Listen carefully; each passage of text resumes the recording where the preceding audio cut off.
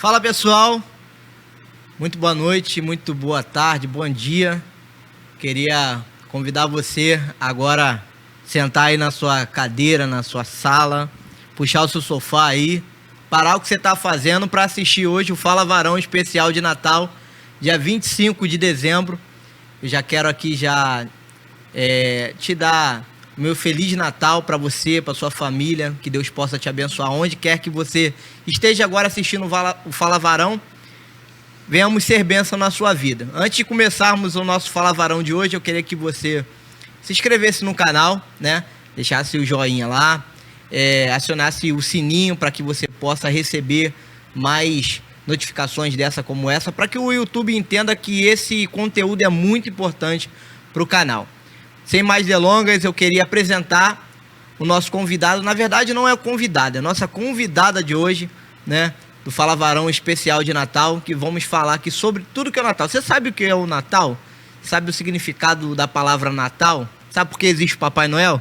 Então senta aí que você vai saber de tudo hoje aí com a gente aí. Queria apresentar nossa pastora Juliana Soteiro, que está aqui com a gente aqui. Muito obrigado, pastora, por ter aceitado esse convite. Uma honra estar aqui.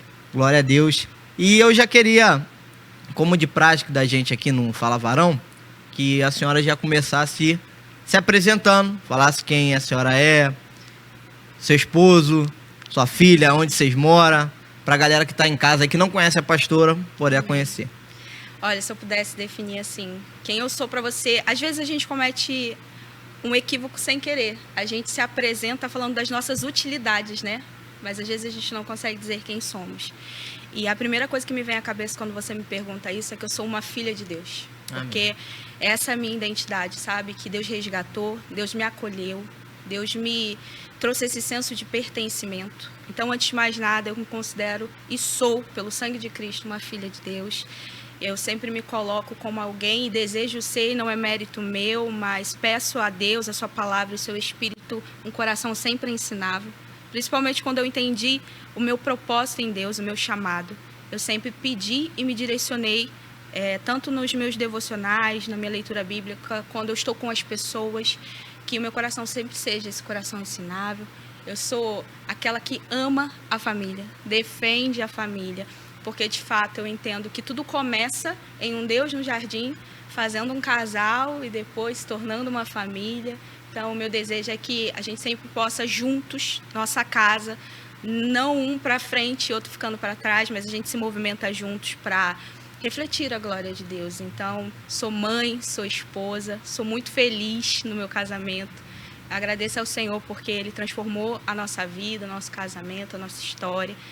Hoje, aí sim somos aqui pastores auxiliares, pela graça de Deus, na PIB, do pastor Joel. Moramos agora em Vargem Grande, né? Há pouco tempo, morávamos na Curicica, mas entendemos o chamado, o propósito, fez sentido, oramos, Deus foi confirmando, fazendo milagres, abrindo portas, e aí a gente entendeu esse movimento de vir para cá. Agora estamos aqui em Vargem Grande, mais perto dessa comunidade de fé, para fazer parte mais ativamente disso. E dentro disso me sinto muito honrada, a primeira pastora aqui da PIB. É muito assim, é um temor, muito temor que eu falo isso, que é uma responsabilidade imensa, mas também me sinto muito honrada. Então, se eu puder resumir aqui, eu acho que é isso. Glória a Deus. Então, você que está aí já conheceu um pouquinho da pastora Juliana, né? Tivemos há pouco tempo aqui o pastor Diego também, seu esposo, né? Sim. Que no Fala Varão. Nosso primeiro Fala Varão foi com ele, muito legal. E a gente já quer começar, né, fazendo as perguntas, pastora. Vamos. Já está preparada já? Tô preparada. Tá preparada? Então vamos lá, gente. Com a espada aqui, ó, qualquer coisa. A espada já tá afiada aqui, vai largar o aço. Então, pastora, eu queria começar a perguntar para a senhora o que de fato a gente, nesse dia de hoje, dia 25 de dezembro, que as pessoas se reúnem nas suas casas para comemorar o Natal. Isso. E eu queria perguntar para a senhora o que de fato a gente deveria realmente nessa data de hoje comemorar. Olha, eu estava me preparando para esse momento e eu estava relendo toda a história do nascimento, textos proféticos lá do Velho Testamento, e uma coisa marcou meu coração, porque Jesus ele vai nascer em Belém, e Belém, o seu nome, traz um significado, que é a casa do pão. E aí, quando eu olhei para isso, eu falei, nossa, quer dizer que na casa do pão nasceu o pão da vida.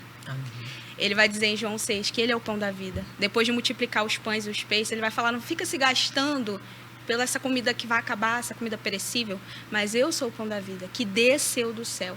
É diferente lá no Antigo Testamento, vocês estavam lá, viram a provisão de Deus, do maná, eles perguntam sobre um sinal do céu, e ele vai dizer que o maná desceu, a provisão de Deus, no deserto, ele vai falar assim, eu sou o pão da vida, Deus me enviou, e eu vim para saciar a fome do mundo.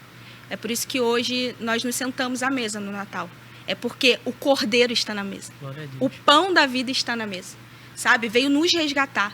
Vai dizer em Isaías 53 que ele fez uma oferta, ele era a oferta de culpa pelos nossos pecados. Então, se hoje a gente se reúne na mesa para celebrar o Natal, é porque nós fomos aceitos na mesa de Deus, na mesa do Cordeiro, na mesa dos perdoados, na mesa dos justificados. Qual o passaporte? A fé no Cordeiro de Deus. Aí a gente se senta na mesa. O motivo, às vezes, eu sei que muita coisa aconteceu ao longo da história e, às vezes, tenta roubar o protagonismo de Cristo na ceia, mas a gente só se reúne por causa do Cordeiro de Deus. Porque lá atrás, Isaías, no capítulo 9, vai dizer que viria a luz, sabe? E num reino dividido, num reino de Israel ali, em conflitos, ele vai dizer, virá aquele, um filho, né? Um filho se nos deu. O governo está sobre os seus ombros. E qual o seu nome? Maravilhoso, Conselheiro, Deus forte, Pai da eternidade e Príncipe da paz. É a Shalom perfeita, plenitude perfeita. É paz com Deus e paz entre os homens. É por isso que um exército de anjos vai aparecer para os pastores, lá no livro de Lucas 2, e vai falar, glória ao Deus exaltado e paz na terra entre os homens, porque vocês receberam favor. E quando fala favor é amor, é graça. Então, não nos esqueçamos que o Senhor, que Deus se satisfez em moer Cristo na cruz por causa dos nossos pecados. Esse é o real motivo de estarmos aqui. E para concluir, eu fiquei muito tocada lendo o texto de Lucas 2, vai falar sobre Simeão. Quando Maria e José vão apresentar Jesus em Jerusalém, lá eles encontram um homem que era justo, piedoso, cheio do Espírito Santo. E vai dizer que ele tinha uma promessa, que o Espírito prometeu a ele que ele não morreria sem antes ver o Cristo de Deus. E quando ele vê Jesus ali no templo, ele vai dizer, se cumpriu a promessa. Agora o Senhor pode despedir esse teu servo em paz, porque os meus olhos viram a salvação. Glória para Israel e luz para os gentios. E eu falei, meu Deus, glória a Deus, porque se cumpriu a promessa. Toda a Bíblia, Ramone, toda a humanidade, toda a natureza esperava por esse dia. Toda a nossa história, tanto de Israel quanto dos gentios, quanto a natureza, aguardava. Toda a Bíblia se resume a um Cristo que se encarna. E nós podemos ver a glória do unigênito do Pai, como João 1. Então, tudo na nossa vida se resume a esse dia, que o Cordeiro de Deus nasceu, que o Filho de Deus nasceu, trazendo luz, revelando o Pai, sendo Ele o caminho para a nossa reconciliação. E para que Ele pudesse um dia, da mesma forma que tem uma manjedoura, tem uma cruz. Porque tudo traçava para essa história, tudo se resume a estarmos com Ele. E no grande fim, a gente se encontrando com Ele de novo. Esse é o verdadeiro sentido do Natal. Então, o sentido do Natal não é essa comelância que a gente vê aí, né? Não. Então, essa reunião para comer, essa reunião para ver qual é a árvore mais bonita, né? Não. Se rola muito esse negócio, né? E os presentes, né? Pois é. Então o nosso verdadeiro Natal é esse. É isso, é Cristo. Por que a gente se perdeu, então? Nessa questão da gente tentar identificar o verdadeiro sentido do Natal. É porque, ao longo da história, a gente vai vendo que a serpente está sempre tentando enganar o homem, né? Sempre tentando distrair, enganar, confundir. E a gente vê que, ao longo da história, isso vai se perdendo. É o mundo, é o inimigo, é o homem por si só. A gente já é inclinado para a desobediência, para o pecado, para as obras da carne. A gente precisava de Cristo como uma luz para nos tirar da ignorância, sabe? Porque Ele é a luz, Ele revela o Pai, Ele traz essa verdade. É por isso que a gente precisa do Natal, Ramone. Porque a cultura tenta abafar Cristo. Tenta ser uma sociedade secularizada, onde a palavra Cristo não tem mais tanta influência. A sociedade perdida nos seus pecados, influência do maligno, sim. Então, a gente precisa do Natal. A gente tem que parar, às vezes, de ficar discutindo coisas tão pequenas. A gente se permite discutir tantas coisas pequenas e a gente já perde a oportunidade nessa data de falar, olha, esse é o verdadeiro sentido do Natal. Eu como igreja, eu como filha de Deus, eu que sei, a luz de Cristo me alcançou e eu sei a verdade agora. Né? No meio dessa comercialização do Natal, no meio da influência do maligno, no meio da nossa cegueira espiritual, enquanto a gente não vê Cristo, os nossos olhos não contemplam Cristo, a gente precisa que a igreja se levante, pare de tentar. Às vezes eu acho que o homem tem prazer em polêmicas. Sim. Às vezes não é, a intenção do homem não é chegar e trazer a verdade. Ele quer provar que está certo, ele quer polemizar, ele quer discutir, e a gente tem que parar de perder tempo com isso e aproveitar essa data, que às vezes a pessoa nem tem temor a Deus, ela nem vai a uma igreja, ela não lê a palavra, ela mal conhece a história, mas se você reparar, no Natal, as pessoas sempre ficam mais sensíveis. Sim. Sensíveis para perdoar um parente, para se sentar na mesa, até às vezes com quem não gosta, no trabalho, fazer aquele momento de comunhão. As pessoas estão mais sensíveis nessa data. E por que não, em vez de eu perder tempo com algumas discussões, eu me levantar e falar, olha, é o Cordeiro de Deus que tira o pecado do mundo. Esse é o sentido do Natal. E eu preciso que a luz ilumine seu coração, para que você saiba disso. E você possa se sentar na mesa comigo, não na mesa aqui que a gente vai comer esse pão que vai acabar, mas numa mesa que a gente vai comer um pão que nunca acaba, porque ele te lança para a eternidade, te salva. Então, a gente precisa acender essa luz no Natal e, de fato, acabar com essa comercialização da data, não que eu veja um problema, afinal, tem famílias que colocam pão na mesa vendendo no Natal, tá tudo bem. Mas que isso não se perca no meio da cultura, no meio da cegueira espiritual, da secularização, e, enfim. A senhora acha que isso pode, até questão de cristão mesmo, estar dentro da igreja, e tem muitos cristãos hoje que nem sabem qual é o significado real do Natal. Uhum. A senhora acha que é por falta de ser falado mais, ser pregado mais essa questão, ser falado mais isso nos púlpitos? Sim. Você acredita que as pessoas acabam tendo essa questão de comelância, de árvore de Natal, de enfeitar a árvore, de enfeitar a casa, mais por essa falta de conhecimento de dentro das igrejas? Eu acho que são dois fatores aí. Primeiro, falta de interesse da própria pessoa, que gosta de terceirizar a culpa e querer conhecer a Deus só da boca dos outros. Sim. E aí ela culpa o pastor, ela culpa a mídia, ela culpa a igreja, mas ela tem uma Bíblia em casa, não senta e não lê. Então, ela tem responsabilidade. O ser humano é indesculpável quando a ignorância acaba. Quando a ignorância acaba, é quando Cristo se revela, quando você tem uma Bíblia na mão, quando você negligencia a palavra e o conhecimento por sua opção, porque para você não é prazeroso, você tem outras prioridades, e aí você negligencia e terceiriza a culpa. Também temos na igreja se perdido um pouco. Qual o centro da palavra? Tudo é Cristo. Toda a palavra, por mais que você pegue subtemas para ensinar sobre casamento, ensinar sobre ser pai e mãe, tudo, mesmo que você pegue a palavra porque ela é rica, ela nos ensina, tem sabedoria para você viver a vida como um todo. Mas sempre o centro é Cristo. Sempre você tem que trazer Cristo. Sempre, sempre. Então, às vezes eu acho que se perdeu também nos púlpitos essa questão de não confrontar, essa questão de gastar pelo pão perecível, e aí você se movimenta o tempo todo nas palavras só para falar sobre coisas perecíveis, sobre aquilo que você pode consumir, comprar, ter, que Deus já te dá, Deus já fazer, e aí às vezes a gente perde a centralidade da palavra de Cristo. Então essa pergunta para mim é sim, culpa de púlpitos que perderam a essência da palavra e culpa de cristãos, né, de pessoas que têm a Bíblia em casa, que têm acesso a inúmeras formas. Hoje você tem a Bíblia, poxa, eu não sei ler. Você tem a Bíblia até falada, que você pode ouvir. Temos tantos recursos hoje, graças a Deus, nós somos um país que tem liberdade, todo mundo pode ter a Bíblia na mão. Então também a gente tem que parar também de terceirizar criar esse senso de responsabilidade, conhecer a palavra.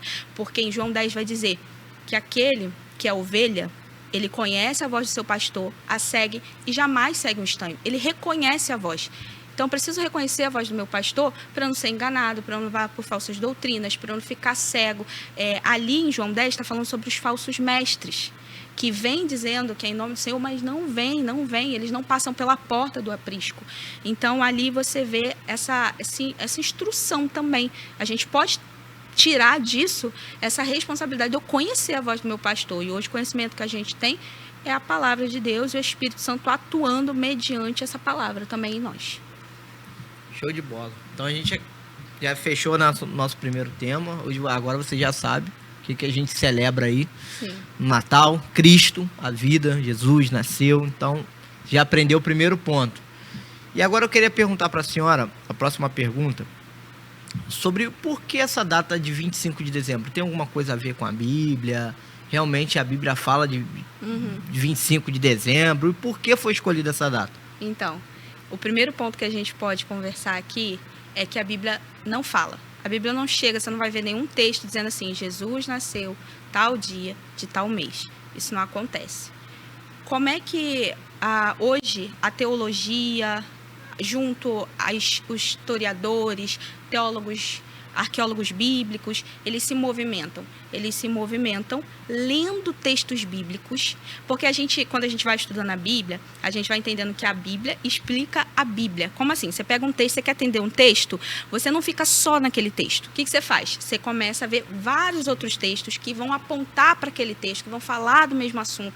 Então, os teólogos, eles começam, então, a busca por uma possível data. E aí eles começam a buscar, leva-se em conta a cultura, o clima. Por exemplo, lá em Lucas 2 vai falar sobre quando Jesus nasce na manjedoura, que os pastores, eles estão no campo, cuidando dos rebanhos, um campo aberto. Dezembro é inverno.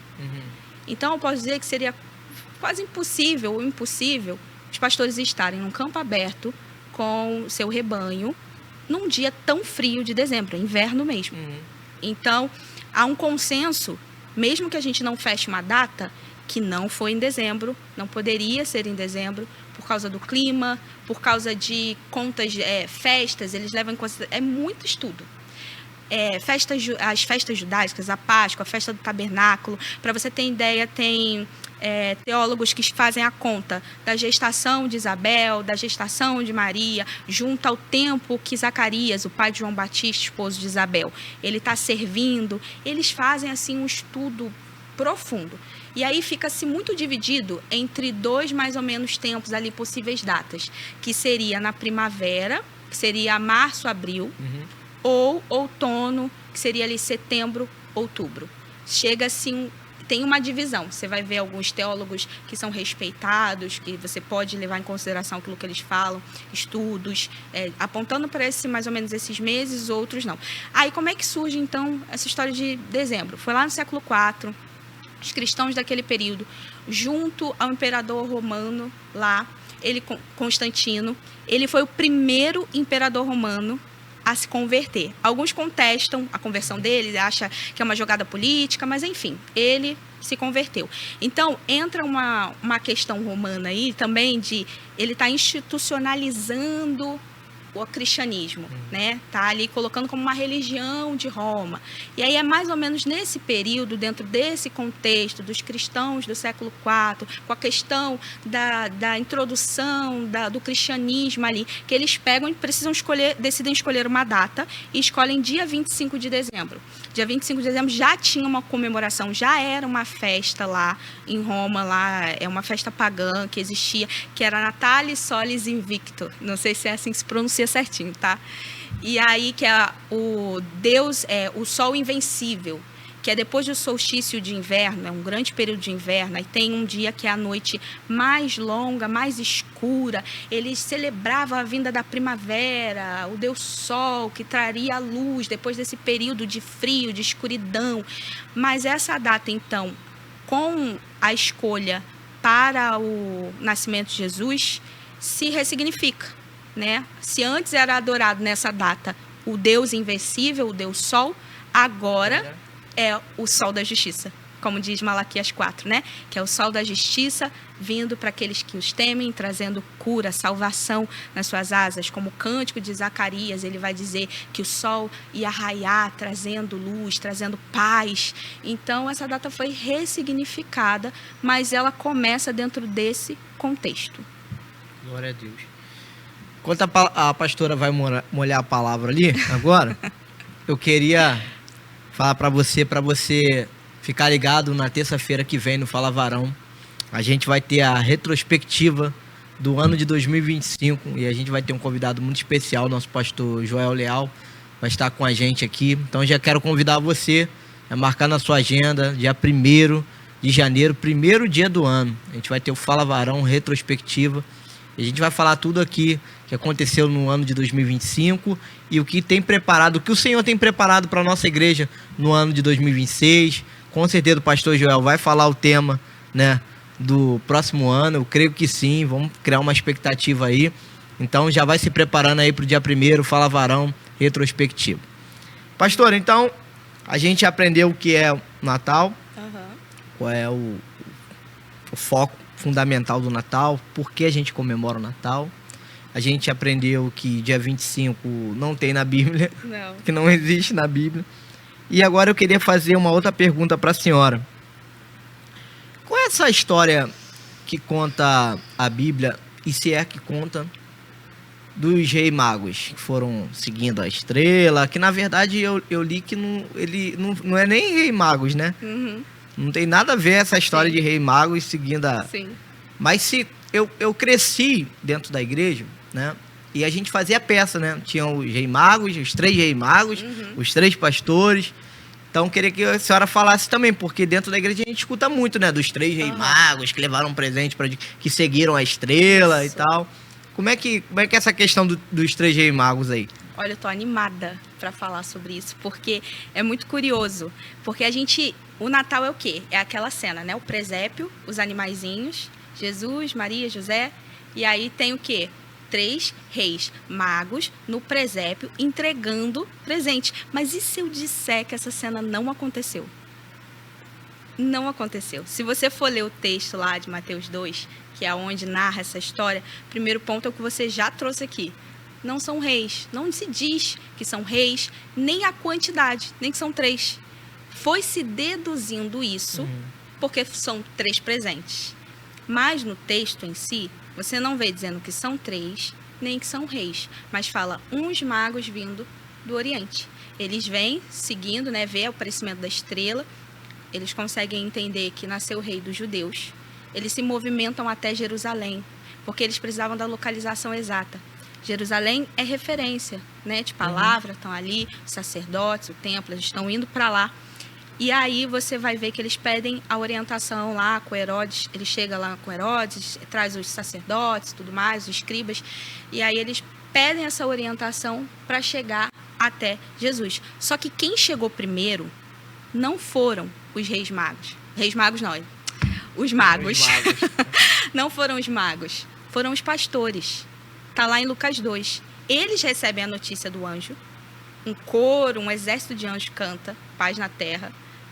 Eles vão, encontram e falam, ó, o anjo fala, vai até, ele vai estar, o Messias, né, Cristo, vai estar envolto a panos numa manjedoura, vai e encontra. Eles vão, adoram, saem regozijando, e aí eles partilham essa notícia.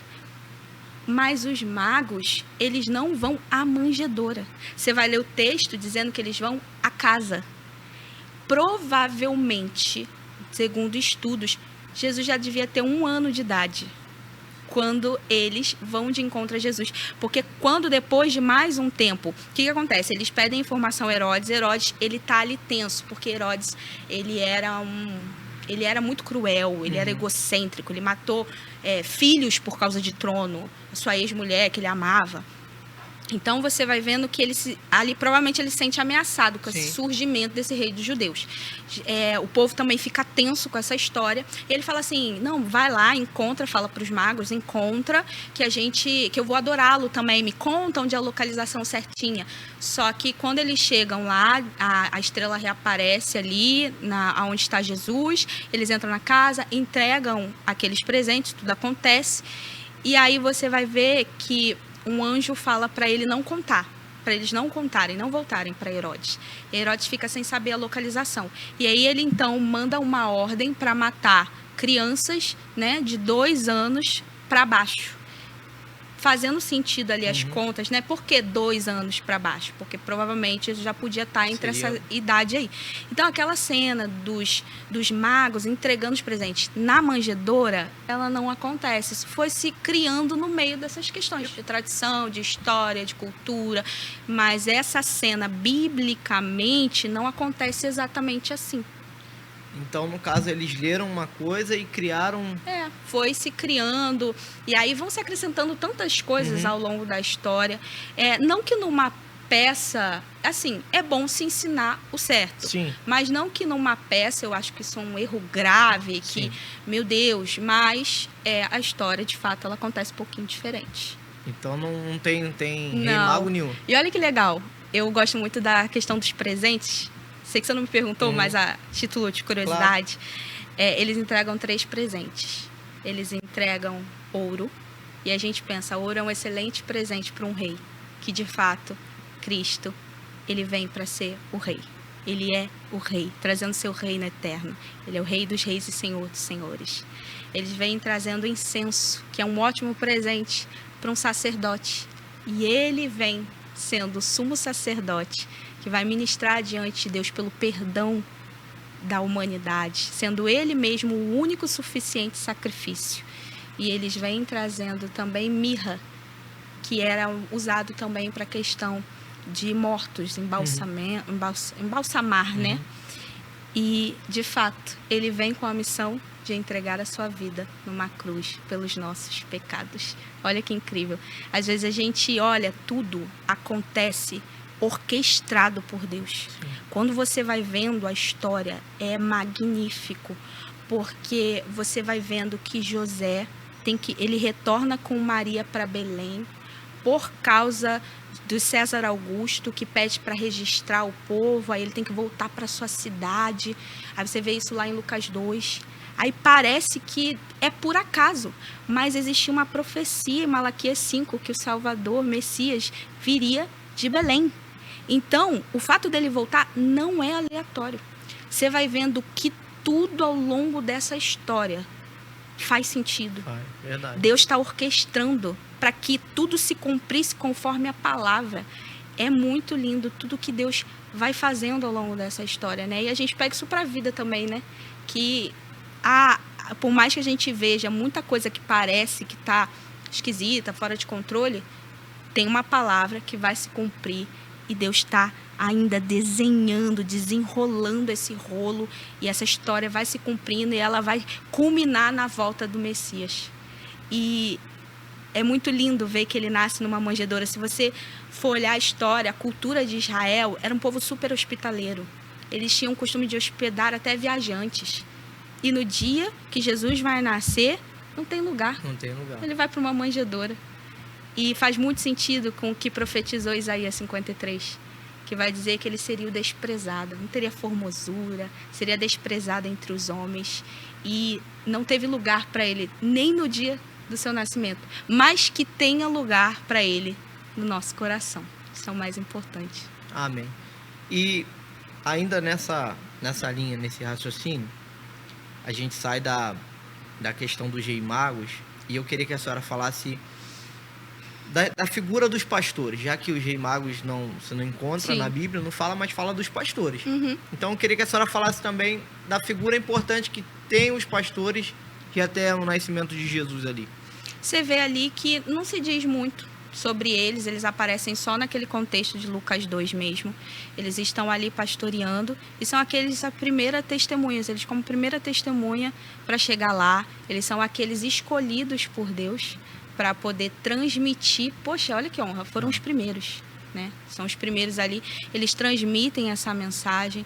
E para mim, particularmente, eu não falo isso por estudo teológico, isso aqui sou eu, purinha, falando, sim, que faz muito sentido serem pastores, visto que existia a profecia que ele seria um líder para Israel, que seria ele como um pastor para guiar o povo. Ele é o bom pastor.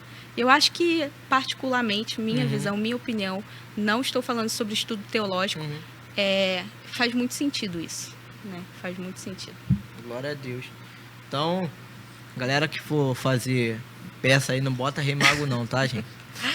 Rei Mago não. Rei Magos. Magos. São os magos. É os magos. Os magos do Oriente. Os sábios, né? Também sim, fala sim, também sobre os sábios. E agora você vai ficar um pouquinho chateado. Eu acredito que você que está em casa, você que é mãe, não vai gostar muito de ouvir isso aqui. Então, a gente vai entrar num assunto agora meio delicado, mas é que é importante falar. Eu queria que a senhora falasse para mim da onde surgiu essa ideia do Papai Noel. Do Papai Noel. Gente, o que acontece? Isso tem uma figura que inspira esse Papai Noel, que foi sendo uma modificada ao longo da história. Muita coisa vai sendo acrescentada, mas tem uma figura que inspira, que é o Bispo Nicolau, conhecido como São Nicolau. Ele é o bispo de Mira, a atual Turquia hoje, que a gente conhece. Ele era um homem bondoso, generoso, tinha posses, tinha condição financeira.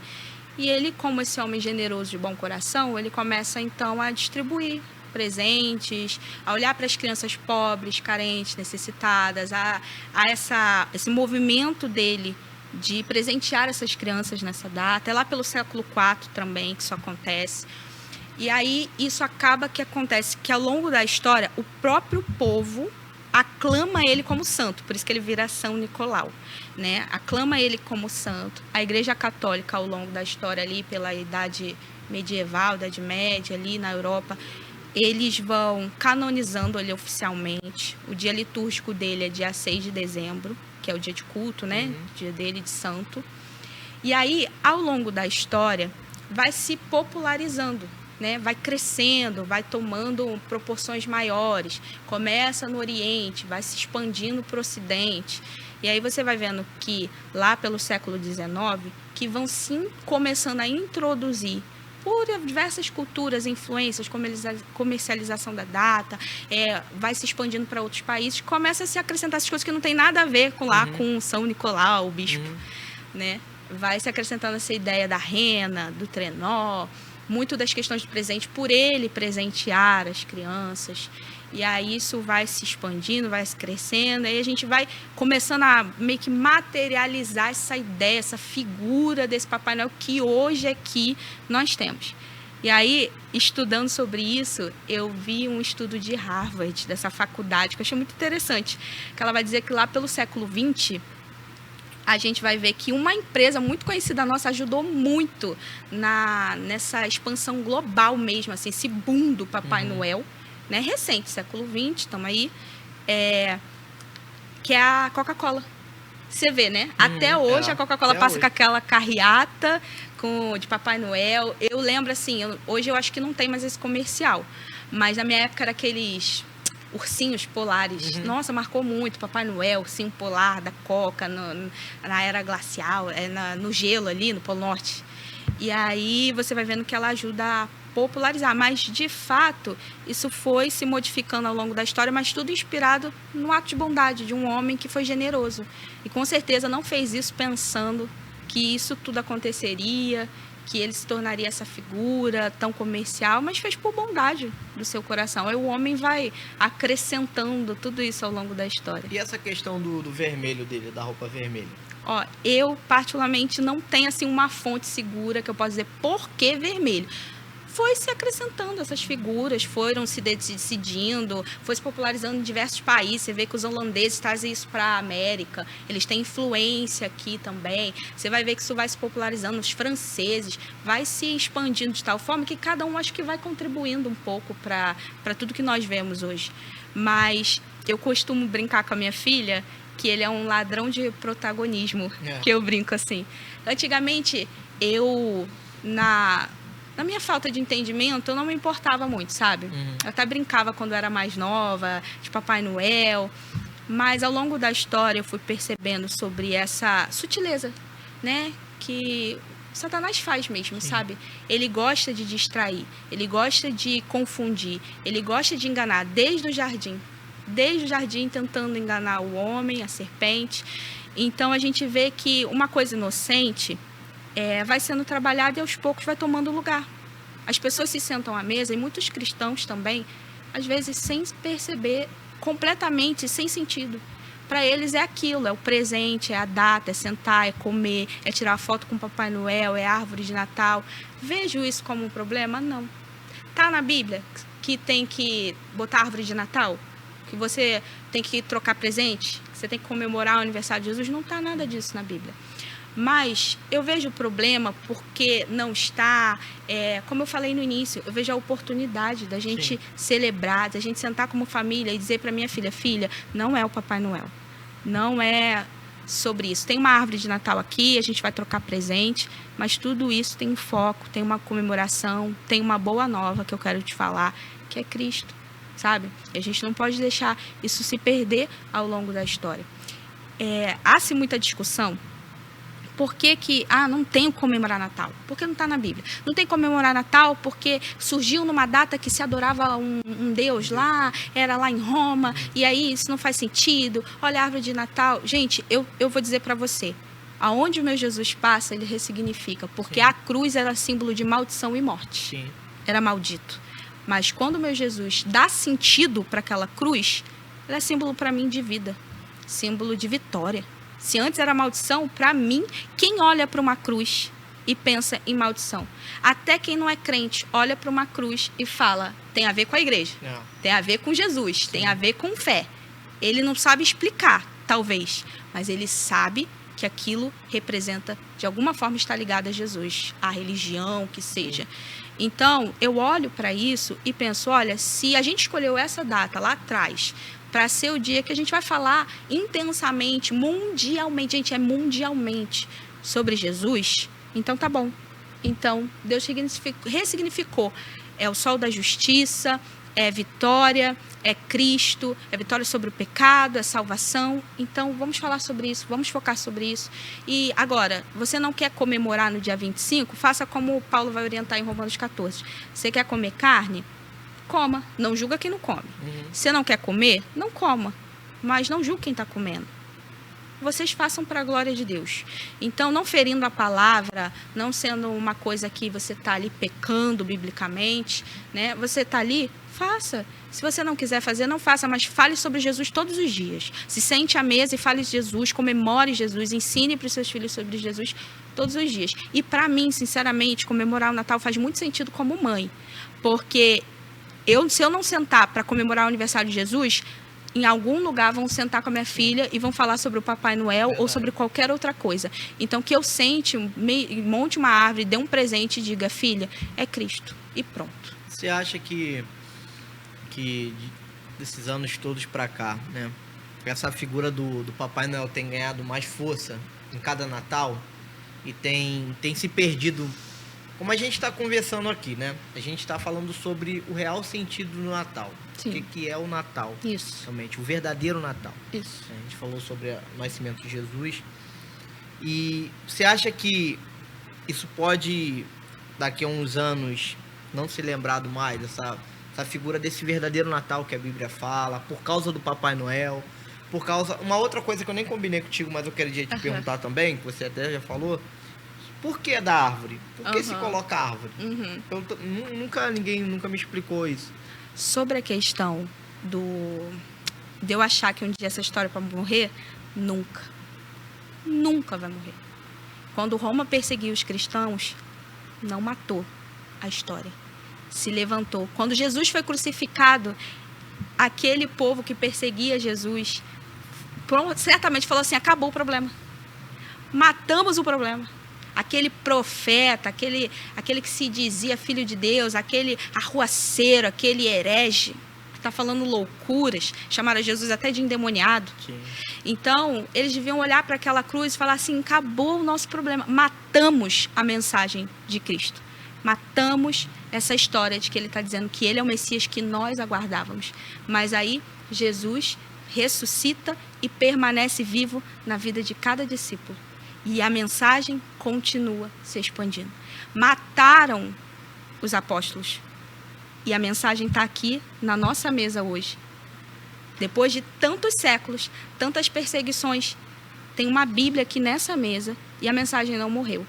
E certamente não vai ser o Papai Noel que vai apagar o meu Senhor da história da humanidade. Até o fim, a mensagem da cruz está sendo exposta e certamente tudo acabará com Jesus vindo sobre os ares e resgatando a sua igreja. Então, ninguém pode matar a história do nosso Senhor, nem quando pregaram ele naquela cruz. A respeito da árvore de Natal, tem muita ficção, muita teoria, muita história. É difícil de você tentar achar uma que você fale assim, não, isso aqui é real, isso aqui faz sentido, porque é muita coisa. Eu vi até que falavam que as bolinhas da árvore de Natal eram cabeças de crianças. É muita história. Mas existem 3 ali que eu vou me apegar aqui para trazer para você, que seria a suposição justamente da questão do São Nicolau? Isso, São Nicolau. O bispo Nicolau. Que ele chegou a deixar presentes ali debaixo da árvore, na praça da cidade. E aí, vendo isso acontecendo, isso acabou se tornando, se popularizando e entrando para dentro das casas.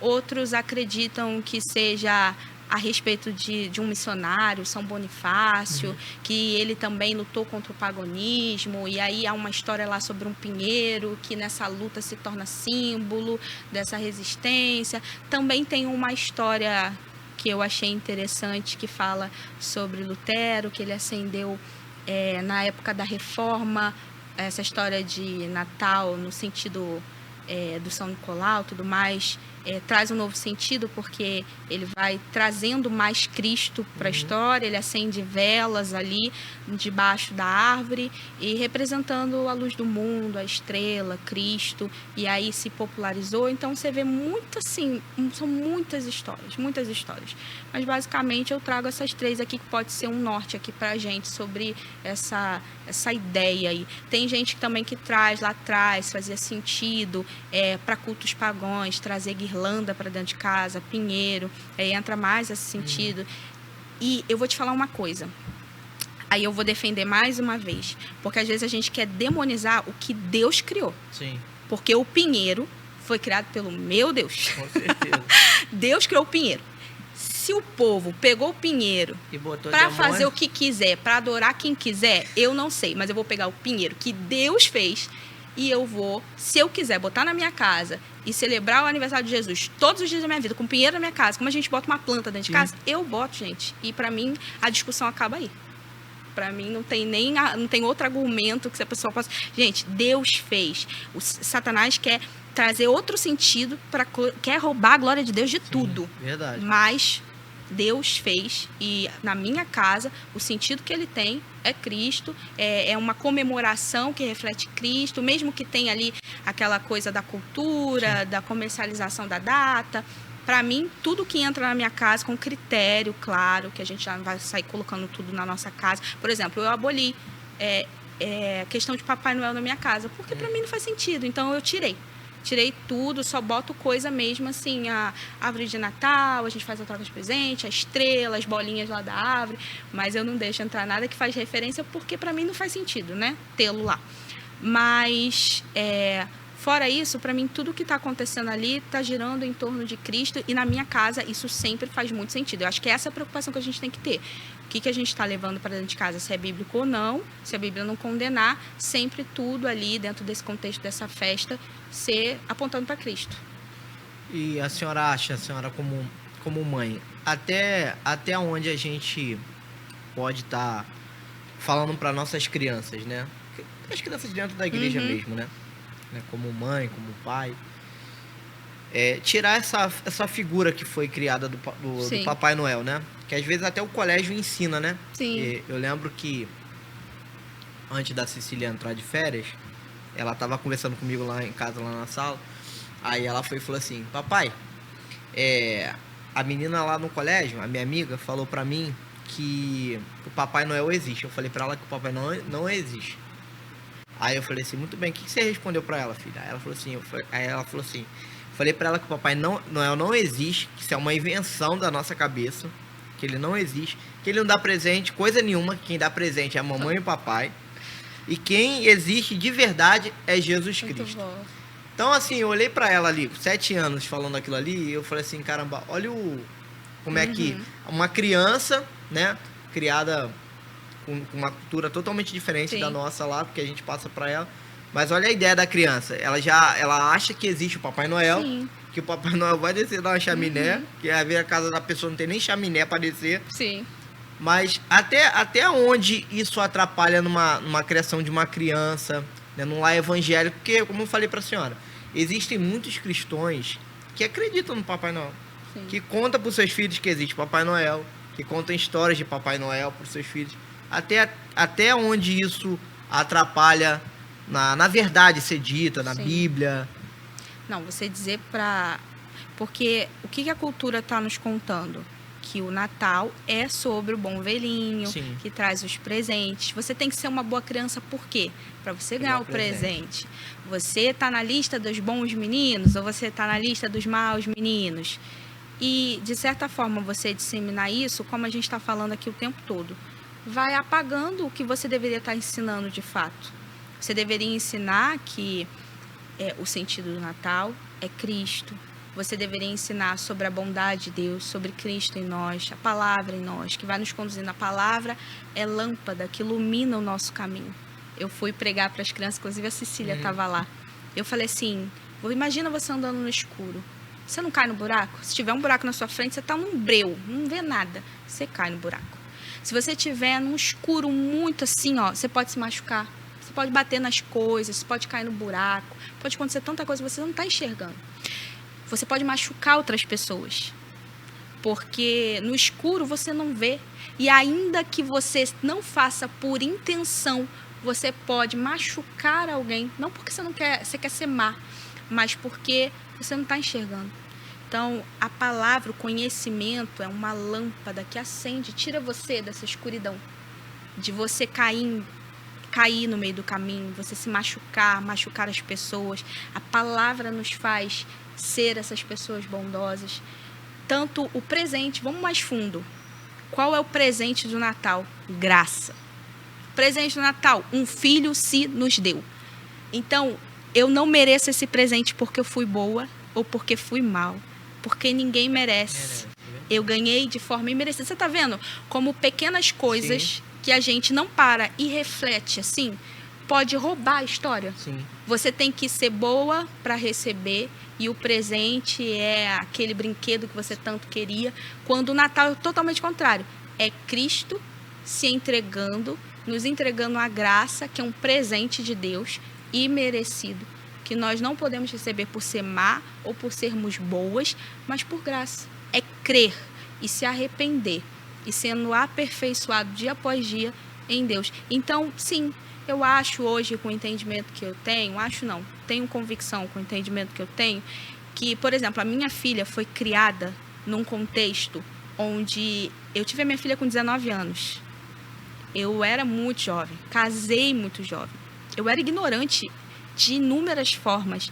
Eu nem me considerava... Eu nasci num lar cristão, mas não me considerava convertida de todo o meu coração. Eu tinha conhecimento, eu conhecia, mas a minha vida não tinha sido transformada. Então, quando eu tive a minha filha, eu brincava com essa questão de Papai Noel.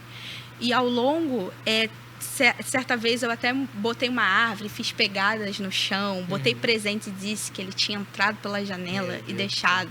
Por quê? Porque eu achei, era o que a gente aprende. E eu achava fofo a minha filha criar essa historinha.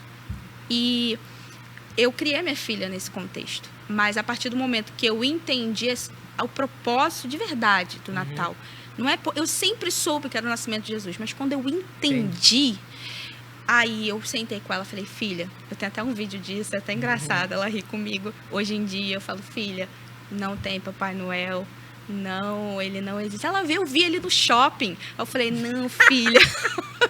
Ele tava lá e eu vi, você tá mentindo pra mim, porque ela era muito pequenininha mesmo.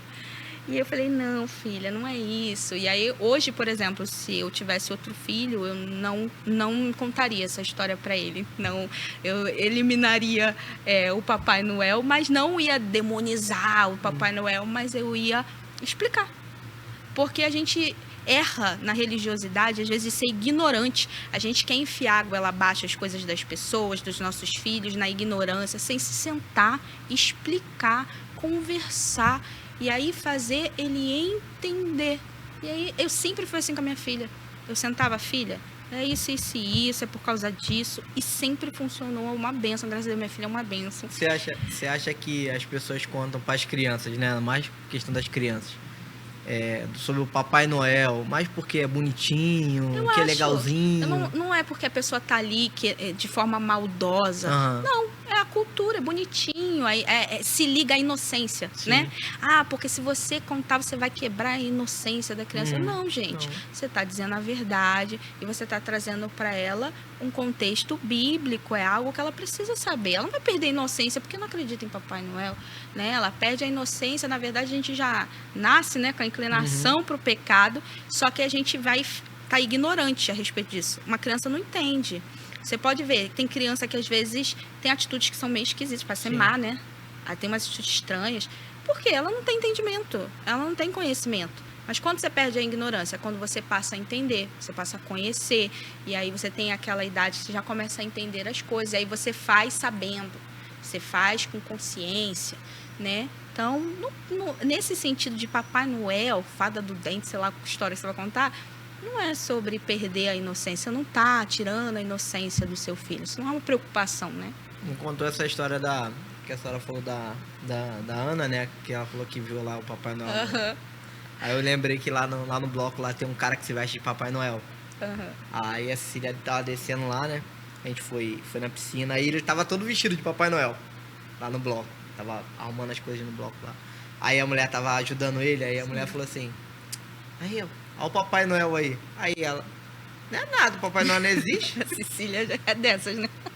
Aí eu fiquei todo muito sem bom. graça. Aí o cara ficou, tipo assim, o cara ficou sem gração, né? Sim. O cara pendurou o negócio, olhou. O cara ia brincar com Sim. ela, né? Aí a mulher, olha o Papai Noel aí. Brinca com ele. Ela, não, o Papai Noel não existe, não. Esse aí não é o Papai Noel, não. Aí o cara ficou, quando o cara olhou assim que ela falou isso, o cara ficou todo sem graça. Aí eu fiquei com a cara vermelha, assim, com o pimentão, Eu né? imagino. Não sabia enfiar onde é a cara. Quando tu contou isso, eu me lembrei. Muito bom. Pastora, a Sim. gente já tá chegando ao nosso final. Que pena. Eu acho que... Passou rapidinho, né?